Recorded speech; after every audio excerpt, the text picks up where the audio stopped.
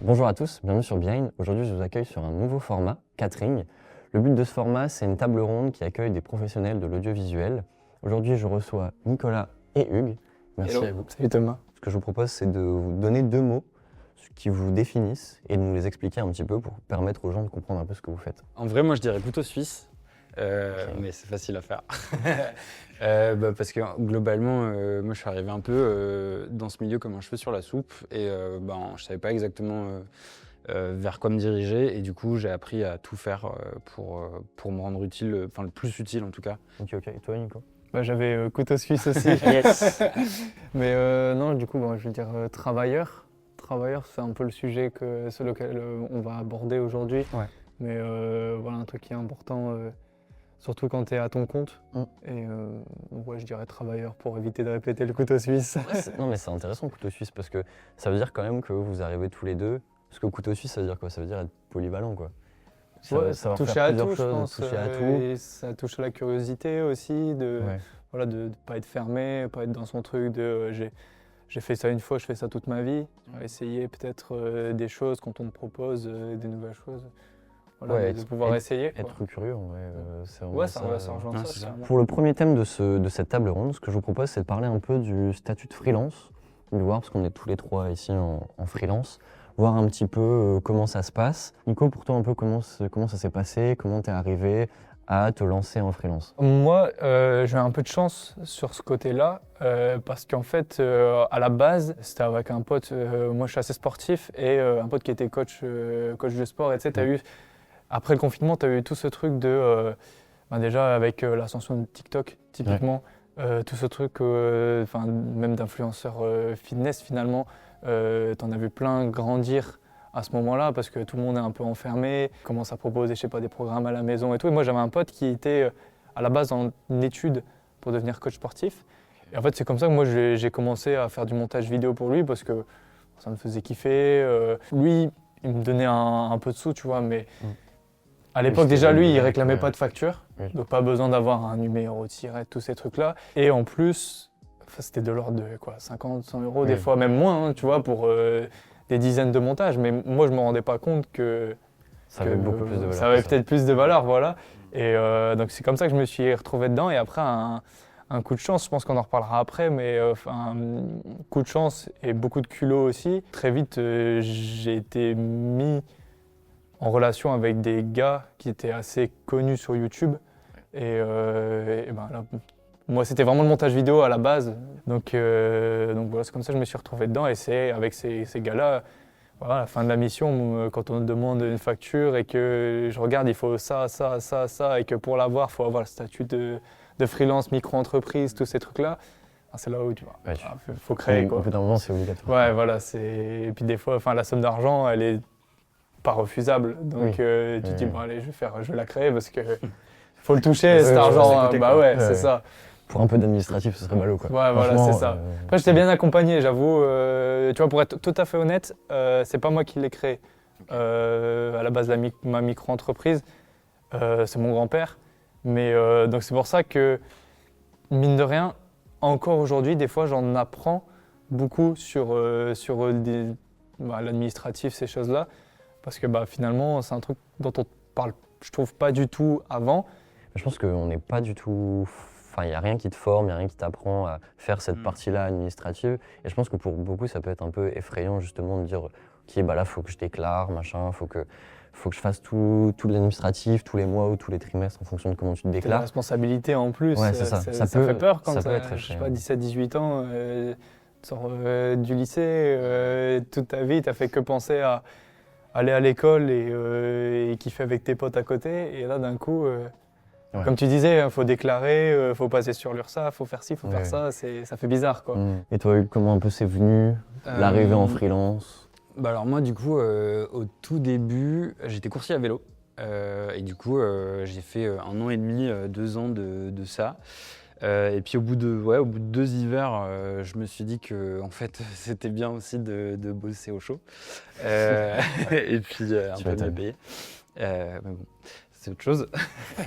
Et en fait, non, c'était plus le côté j'ai pas de responsabilité de mon taf, même si j'adore ça et j'adore la culture qu'il y a autour, parce qu'il y a une vraie culture autour de ça. Fallait que je change, fallait que je bouge. Oui. Et alors là où moi j'ai eu beaucoup de chance, c'est que ma colocataire est réalisatrice dans une boîte de pub. Et du coup, elle a réussi à me caler en fait sur plein de petits tournages en tant qu'électricien, en tant que régisseur, en tant que machinot ou des trucs comme ça. Et pas forcément en pub d'ailleurs, mais sur du clip ou sur, je sais pas, des tout petits courts-métrages genre des 48 heures ou des Nikon. Et du coup, j'ai commencé comme ça et petit à petit, à force de rencontrer des gens, j'ai réussi à avoir une alternance, j'ai réussi à, pareil, m'auto-former en montage et en motion design et à apporter à une boîte de pub mes compétences pour un salaire un peu moindre, dans le sens où voilà, j'étais alternant et je leur coûtais pas très cher, quoi. Et puis petit à petit, donc après cette année d'alternance, j'ai demandé à être CDIsé et il n'y avait pas de poste, donc j'ai pas eu trop le choix que de m'assumer en tant que freelance. Donc j'ai pas eu ce choix-là, et en même temps c'était pas ma décision, mais c'était l'une des meilleures décisions de ma vie pour l'instant en tout cas. Et au final, ça se passe plutôt bien depuis. Ça fait 1 an et demi.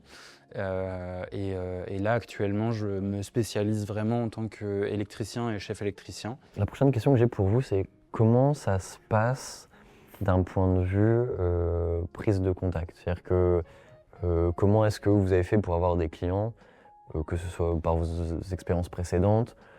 Comment ça se passe aujourd'hui? Comment vous recevez un projet? Au tout début, moi, ça a été très simple. C'était vraiment du bouche à oreille, donc j'en ai parlé à quelques copains. Alors du coup, dans mon monde de coursier, j'avais pas mal de contacts en restauration. Et en fait, j'ai réussi à vendre de la photo, de la vidéo à vraiment pas cher pour commencer, pour moi me faire la main aussi. Donc je suis pas arrivé dans une optique de je vais casser le marché, je vais me vendre moins cher que tout le monde et tout ça. Je suis vraiment allé dans le truc de voilà, en fait ma prestation elle vaut ce qu'elle vaut, mais j'ai quand même quelque chose à apporter, et je pense que cette petite marque, ce petit truc a besoin en fait de communiquer un peu mieux.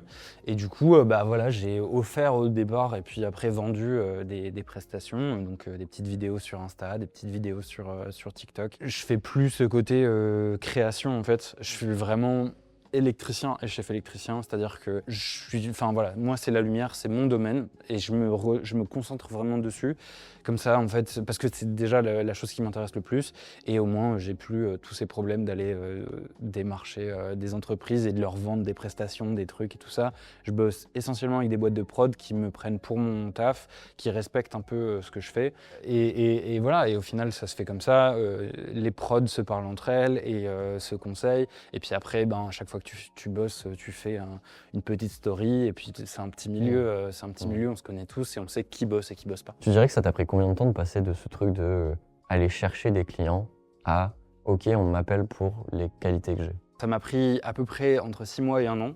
Okay. Et en même temps, c'est un truc que tu continues de travailler tout le temps, parce qu'en fait, on a toujours envie de donner le meilleur de nous-mêmes. Et honnêtement, les projets que j'ai faits il y a 6 mois, 1 an, ne valent pas forcément les projets que je suis capable de faire aujourd'hui.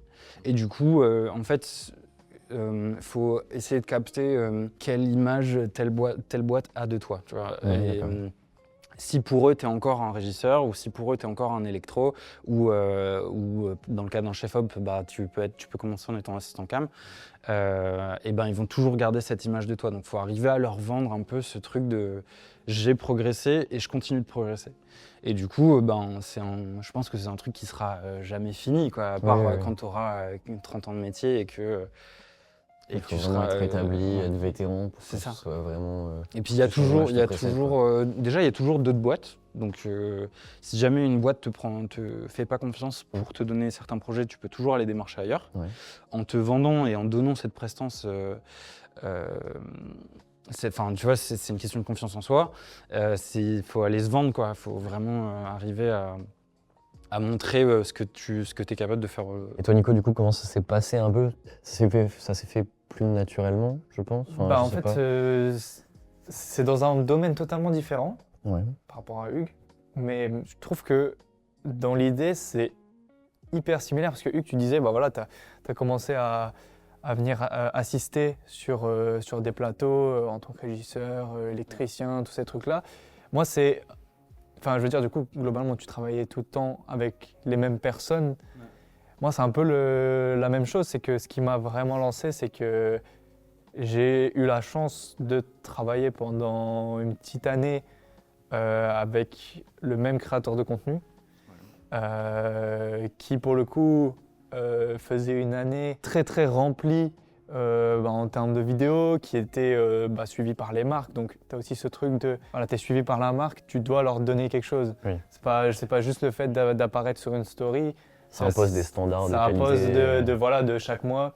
Si ça a été négocié chaque mois, il y a, je sais pas, 1, 2, 3 vidéos. Je dis une bêtise, hein, mais il faut les faire. Donc, j'ai eu cette chance de tomber sur un créateur qui avait besoin fréquemment de quelqu'un. La vibe, on a tout de suite eu un peu des atomes crochus, on s'entendait super bien. Il y avait, du coup, je reviens dessus, ce côté sport, où moi, du coup, étant assez sportif à côté, j'arrivais à capter voilà, ce qui était bien de mettre en avant, ce qu'il fallait un peu plus cacher.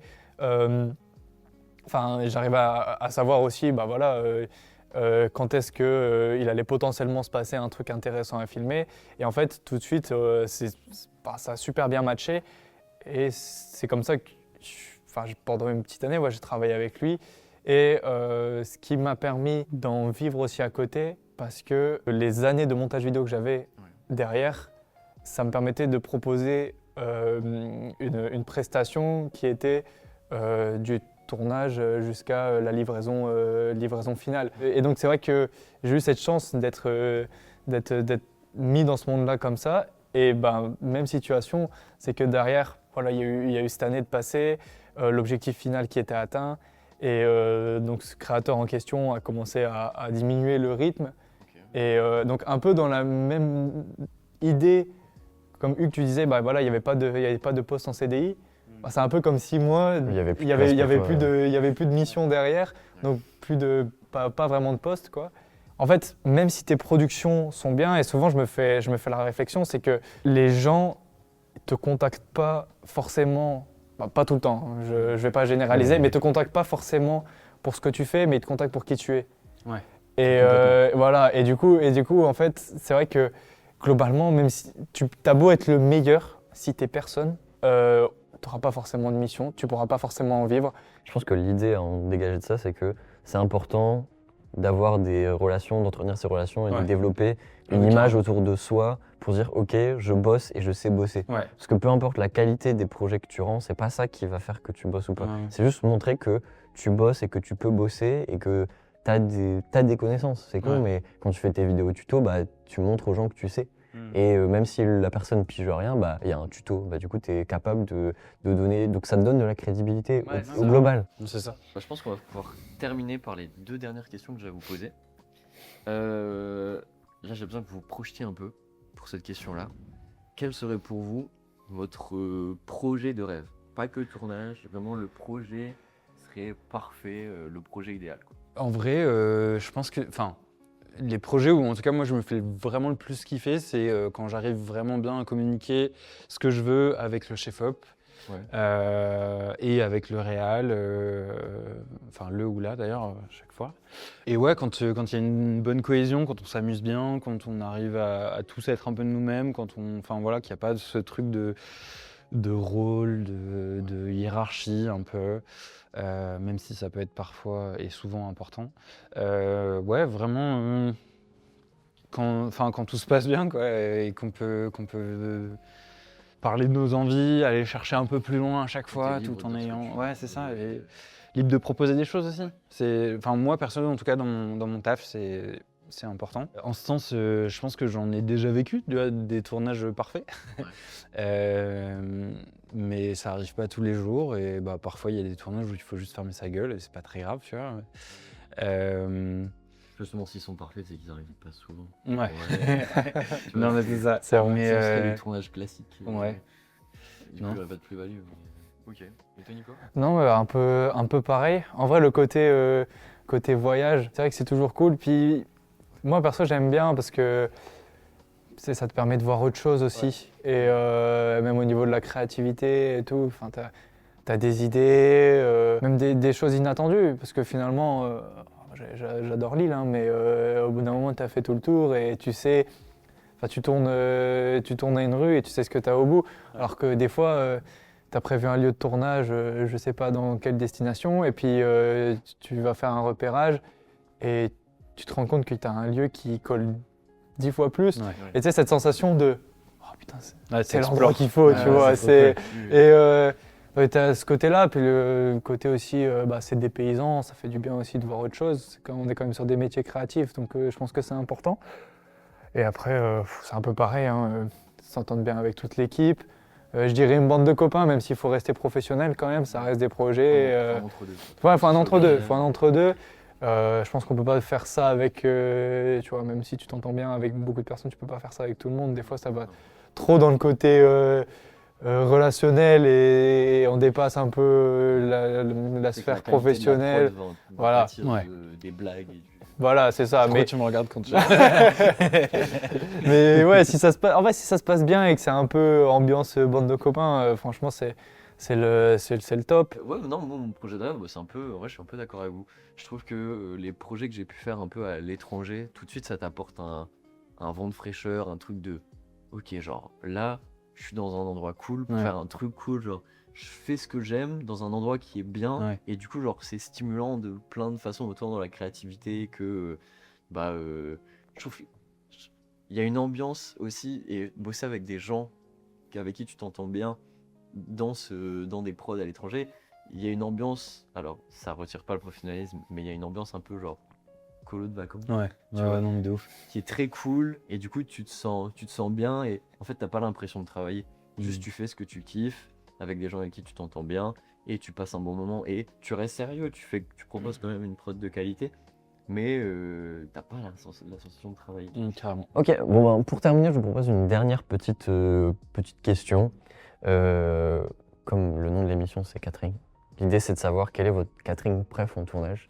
Qu'est-ce qui fait que quand c'est sur la table, vous êtes en mode « Ok, le tournage va bien se passer » ou « Si ça va pas, je peux aller tabasser ce catering pour… Une cartouche de clope. Non, c'est pas vrai. Je ne fume pas. Maman. Des Babybel en vrai.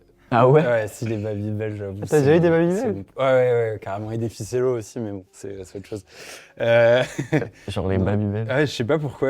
Moi, le sucré, c'est pas trop mon truc. Et non, par contre, les Babybel, ça m'a tellement fait plaisir. J'étais là, en mode, à la fin, j'avais ma montagne de cire rouge là dans la poche, en mode non, je mange pas que ça. Et non, t'es pas vraiment dans la poche. Mais ouais, non, ça fait, tu vois, des petits comfort food comme ça, Ouais. des trucs. Ton confort food à toi, c'est vraiment le Babybel, quoi. Ok. Et tu vois, moi, à l'inverse, pas forcément à manger. Ah ouais. Genre, moi, j'ai du mal à manger sur Dans un les tournage. Ah ouais. Alors, pour plusieurs raisons. Déjà, de un, sur ce côté-là, j'ai pas confiance en mon corps. Je me dis, à tout moment, je vais avoir une crampe d'estomac parce que t'as un peu de pression, t'as mangé un truc qu'il fallait pas Ouais. et basta. Et c'est surtout, alors c'est un truc un peu con, je déteste avoir les mains ne serait-ce qu'un petit ouais. peu grasses Ouais. quand je dois comprends. tenir une caméra, quand je dois aller toucher. En fait, j'aime vraiment pas, tu vois. Ouais, c'est un ouais, je petit, comprends. c'est une petite manie comme ça. Et en fait, globalement, il y a plein de moments où tu peux manger le catering et t'as rien pour te laver les mains, quoi. Et du coup, c'est vrai que moi, souvent, je bois pas mal sur un tournage. Un petit truc sucré, tu vois, j'aime bien, tu vois, des fois, il y a un peu du iced tea, des choses comme ça, tu vois. Pas d'alcool pendant le tournage, forcément. Mais c'est vrai que j'aime pas trop, tu vois, genre ce truc de… J'aime pas après Oui, devoir oui, tenir d'avoir une les mains caméra et j'ai les sales, mains ouais. sales, tu vois. Après, Ouais, j'ai je suis l'impression que je salis le matériel. J'avoue, Tu vois ce que je veux dire? Ça laisse des traces. Ouais, tu vois. Ça fait des traces sur le Tu vois. capteur, c'est mais- dégueulasse. Ah, du coup, j'aime pas. Mais du coup, ouais, Des tout ce traces qui de peut cire, être boisson, c'est un peu sucré pour faire Ouais. passer le truc, c'est Iced sympa. tea, Si ouais. t'as iced tea, j'aime bien, tu vois. Ou même juste de l'eau, hein. Tu vois, Ouais, c'est ouais. pas mal aussi. Hein. Ok, petite boisson, assez simple en vrai. C'est Ouais, moins ouais, non, original mais que vraiment. Babybel, tu vois. Vraiment. Mais par contre, t'as le tournage, et là, tu vois, j'aime bien juste avoir ma petite bouteille, mon petit soft avec moi, tu vois, voilà. Par contre, après, je pète la dalle, là, par contre, faut aller manger un truc énorme, tu vois, parce que sinon, souvent, après le tournage, là, je peux tout dégommer, quoi. Tu sens que t'as attendu un peu trop et que du coup, Ouais, t'as c'est ça. vraiment très faim. C'est ça, c'est ça, c'est ça. En fait, Ouais. tu t'en rends pas compte, ça fait 4 heures que t'as pas mangé, t'es là, tu t'es levé à 4 C'est heures ça, du c'est mat. ça. Et t'es vraiment en mode, putain, comment je vais finir ma journée. Et en fait, là, t'arrives devant la table de catering et genre vraiment, t'as le halo de lumière Ouais. qui se met dessus. Ça y est, c'est la pause et tout. Tu es tout blanc. Mais non. Ça y est, je vais pouvoir manger. Moi, je suis pas trop sucré non plus, mais généralement, les trucs salés en tournage, il y a pas trop, il y a pas grand chose, donc c'est pas évident. Je te rejoins un peu sur le côté, j'aime pas avoir les mains sales, et du coup, les barres de céréales, c'est bien. Ouais. Genre Ouais, c'est pas faux, ça. Genre, il n'y a pas de placement de produit, mais les Nature Valley. Allez, putain. Les Nature Valley, Faut pas en parler là. c'est C'est tellement. vrai qu'elles sont genre, pas mal. Hein. Nature Valley, genre cacahuètes, tu vois, genre vraiment. Ouais. Et c'est archi bon, et t'en fous pas partout, et c'est Comment ça juste bien, tu vois. Si, ça fait des miettes. Hein. Ah, pas tant que ça, genre moins qu'un cookie, tu vois. Ouais, c'est vrai. En tout cas, j'espère que cette nouvelle émission vous a plu.